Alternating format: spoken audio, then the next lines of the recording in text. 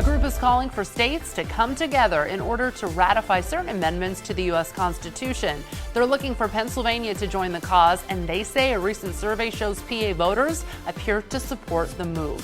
They're looking for Pennsylvania to become the 20th state to do just that. In addition to local TV coverage in Pennsylvania, the Convention of States movement benefited from free publicity in a variety of outlets this past week, including interviews with COS Action President Mark Meckler on Real America's Voice and The Mandy Connell Show in Colorado.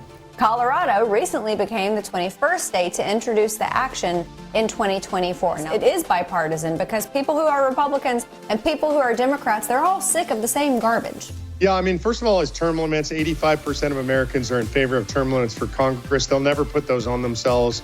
I'm also a fan, and this application allows term limits on staffers and bureaucrats. I call it the Fauci Amendment. We don't ever want to see another Anthony Fauci. Nobody should be in the federal government for 40 years. Second is anything that would impose fiscal restraints on the federal government. About 80 to 85% of people want some form of balanced budget amendment. I think we also need tax caps and spending caps. We need to impose generally accepted accounting principles on the federal government. Virtually all Americans support those things. Again, Congress will never do that to themselves. The first to admit I dismissed it out of hand for a long time. But what else are we going to do? We keep electing people that go to D.C. and promise to change things, but then, to Mark's point, they just become part of the swamp, and then they think that the swamp is a hot tub, right? So we can change the people going in and out, but the system is set in their favor. It is set in the favor of corruption. It is set in the favor of the longer you're there, you're going to be Nancy Pelosi, a so-called public servant.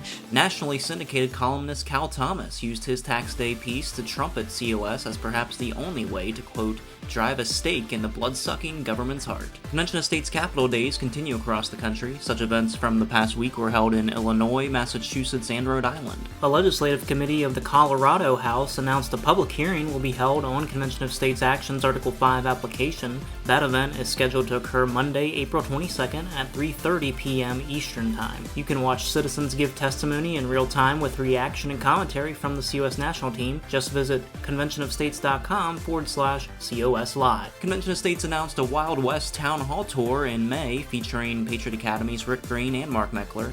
Here's a quick preview.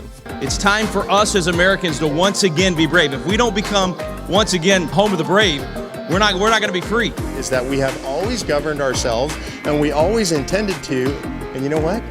They, in Washington, D.C., think that we shouldn't. But when you look at how bad it is right now, I gotta ask the question, if now is not the time to overrule the federal government, good grief, what has to happen to wake you up and realize now is the time to overturn federal action?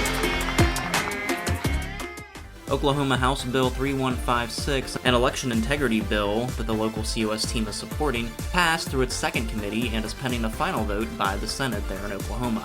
Check out these snapshots from COS events going on around the country, including Ohio, New Jersey, Delaware, Michigan, Colorado, Massachusetts, and Illinois. And now, you're up to date with Convention of States.